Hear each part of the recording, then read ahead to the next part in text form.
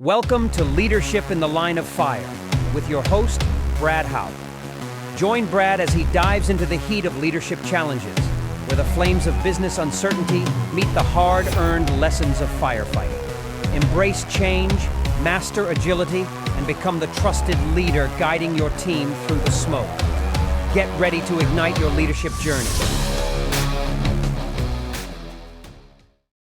Welcome to Leaders in the Line of Fire, where we delve into the heart of leadership under pressure. I'm your host, Brad Howe, and today I'm tackling a topic that resonates deeply across both the fireground and the boardroom: the top 15 leadership questions answered.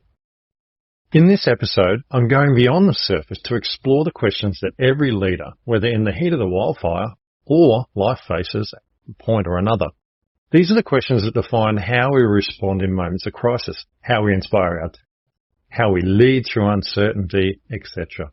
As a leader, I encourage you to ask yourself the same questions as I go through them and answer them with my thoughts. I'll be drawing on the lessons of my life to provide actionable insights that you can apply right away. Whether you're navigating rapid change, managing a high-stakes situation, or striving to keep your team unified, I hope these answers will equip you with the tools you need to lead in confidence and agility. Well, let's go. What's the biggest challenges facing leaders today? I'd say the biggest challenge facing leaders today is fear. Fear of standing out, fear of failure, fear of not being good enough, fear of getting in too deep, fear of not being one of the guys anymore, and fear of being questioned. Fear is an overwhelming issue for most leaders. People are too scared to stand up. They're afraid of what might happen, and they're afraid of all the possibilities.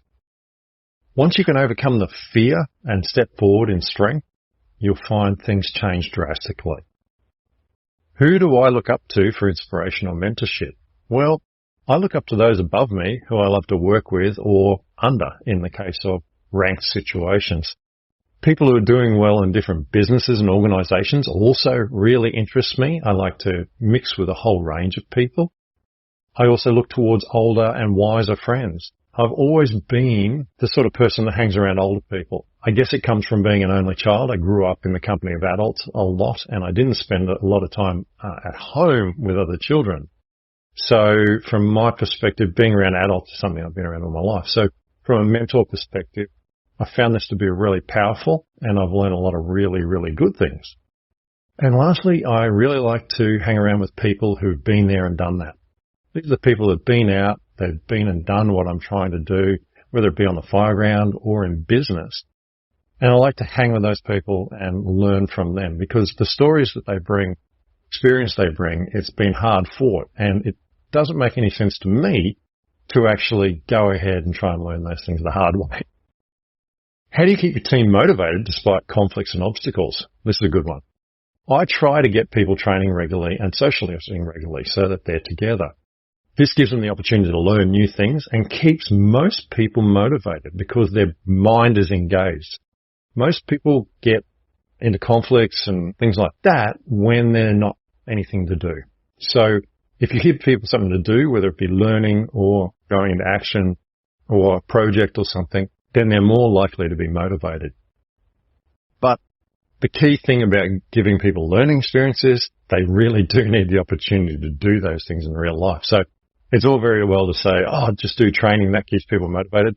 No, it doesn't. People actually need to go and apply what they've learned. So it's all very well to train and train and train, but do some projects, go out and do some live fire if you're a firefighter. Go and do those things where people get the opportunity to apply what they're learning. And probably last in this area is give people responsibility. When people got nothing to do, when they've got responsibility for doing things, it gives them something to keep themselves busy with. And also you get to see them acting in the role of a leader, and you can see how well they're going and maybe where there are potential there in the future. How do I delegate tasks? I always try and find the best person for the job, not the one with the qualification. Very big difference. In the case of fires where rank plays a part, I might send the best person with the qualified person.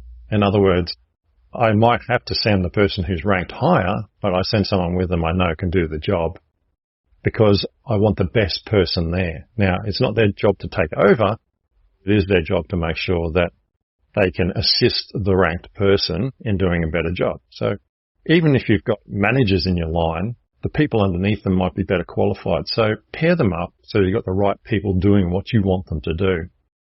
I also look for people who are looking for opportunities to do things. Sometimes people are sitting around, they're actually looking for jobs to do. I take advantage of that and I give them things to do.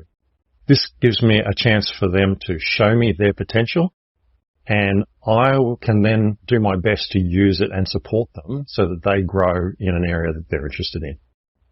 How do I set priorities as a leader? I tend to use the ABC method. I write things down, I put an A, a B, a C next to them, and then I do the A's first because they're my highest priority. Obviously, things that affect safety or are urgent tend to go to the top of the list, but also if there is a checklist or a procedure to follow, then I'll follow that where possible. Now, that's not always possible, but checklists I really do like.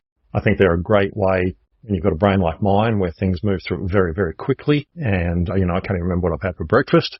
Then a checklist is a great thing for people like me because I can open the checklist and tick things off and work my way through them. But as far as priority-wise, I do the ABC method. It's the easiest, most simple method, and most people understand it. What are the most important attributes of successful leaders today? I would personally say adaptability and flexibility. You have to be able to accept change and be prepared for it. The ability to move past criticism and setbacks is something also you really need to be able to do. You're going to be criticised and you are going to have setbacks, believe me. No matter how hard you try, you're going to go 2 steps forward and 1 step back. That's just the world we live in. And it's something that I've tried to accept over the years. I do my best, but sometimes I get a kick in the guts like everybody else. And I've got to roll back, take a breath and move forward again. Learn to let it go. I tend to dwell too much. I overthink things, especially late into the night and for days afterwards. So as a leader, and if you want to be successful, you really do need to just let it go. Think on it. Think about how you did it. Work out whether you really did do something wrong or maybe you could do something better. Agree to that and move on. Otherwise, your brain is going to destroy you while you sleep, and you can't have it.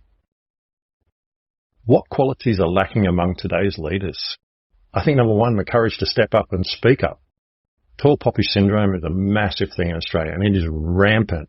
And because people are scared of standing up and speaking up, it means that they get a lack of experience in being a leader because they haven't put their hand up to take that opportunity.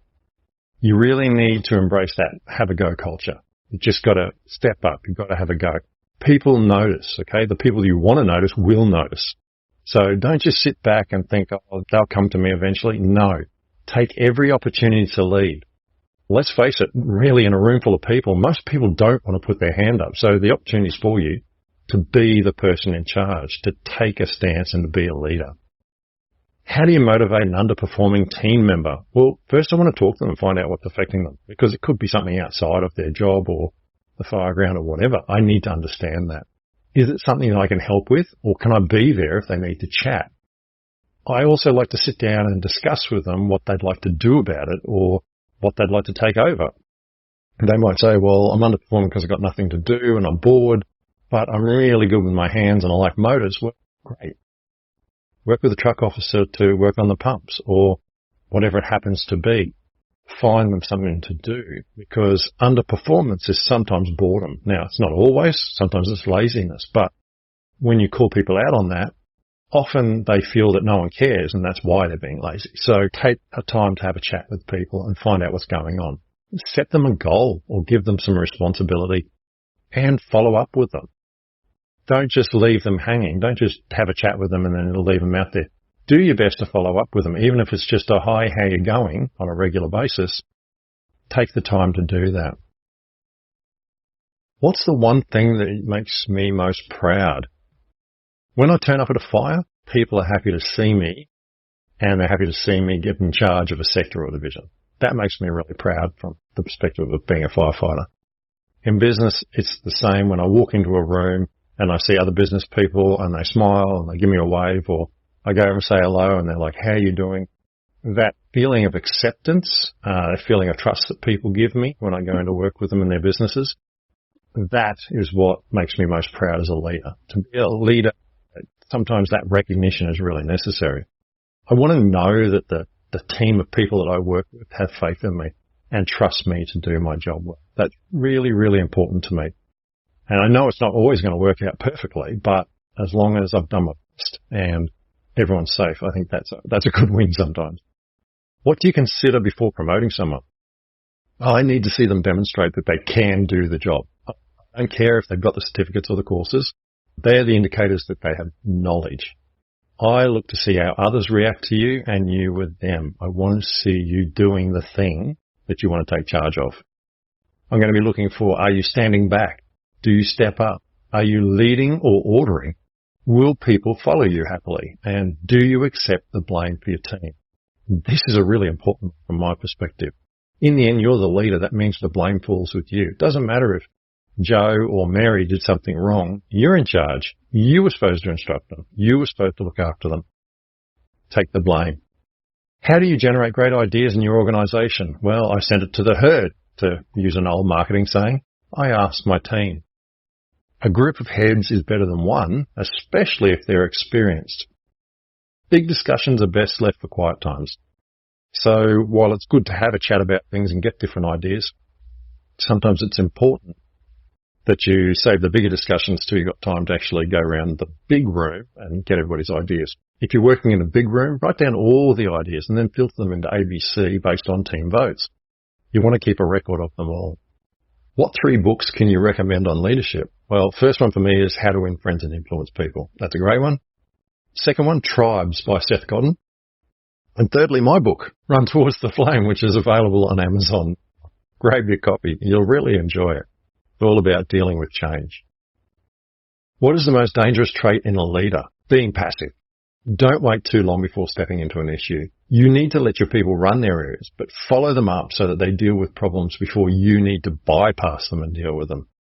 Because at some stage you will need to go around them. So passive leaders are the worst leaders as far as I'm concerned because they let everything happen around them and hope it just fixes itself. And it doesn't. It just gets worse. The worst thing you can do is wait too long before stepping in. And we've all done it. So being responsible for your team, making sure that you step up and you're seen is really, really important, especially when you're the biggest boss. You're the person in charge of the largest group. How do you respond to feedback? As a leader, I, like everyone else, don't like negative feedback. But remember, it's a comment on a point in time. It doesn't define you. It's just something you did at that time and you can get better. Most feedback is given because people care enough to try and help you. People don't care. They say nothing. They want to see you drown. Let's face facts. When I get positive feedback, I thank them. It's not as common as it might seem, so I encourage my team to give positive feedback to each other as much as possible. It's important. Feedback is important in all roles. Don't just be negative. Be positive as well. What advice would you give someone going into a leadership position for the first time? Okay. Number 1, stand up tall, take responsibility for your position and team, and lead by example from the front. Leadership isn't all about being in charge. It's also about being a shield and a filter between those above you and your people. Those people are not there to protect you. You're there to protect them so that they can do their jobs. The best teams are trusted by their leaders. Their leaders get them everything they need and their leaders make sure that all the stuff is sorted, e.g. on the fireground, make sure they have food, fuel, water accommodation, etc. so that they can concentrate on fighting the fire. So, as I finish this episode, I'm reminded of Albert Einstein's work. In the middle of difficulty lies opportunity. Leadership isn't about avoiding challenges, it's about embracing them and finding the opportunities hidden within. It's through the toughest moments that I believe we discover our true strengths and the potential to inspire and uplift those around us. As you face your own leadership challenges, remember that difficulty is a chance to grow, to learn, and to become a better leader. If you found value in today's podcast, I encourage you to subscribe to the podcast, share it with other leaders who might benefit. Together, we can continue to grow, learn, and lead with resilience and purpose. Until next time, lead with courage and stay focused. And remember, as always, run towards the flames. By the way, don't forget to order a copy of my new book with the same name, Run Towards the Flames, from Amazon now on Kindle and in print. Thank you for tuning in to Leadership in the Line of Fire. If today's episode sparked some insights, please share it with your friends and colleagues. Don't forget to hit like and subscribe so you never miss an episode. Your support fuels this journey. Join us next time as we continue to explore leadership lessons from the fire line. Until then, keep leading with courage and agility.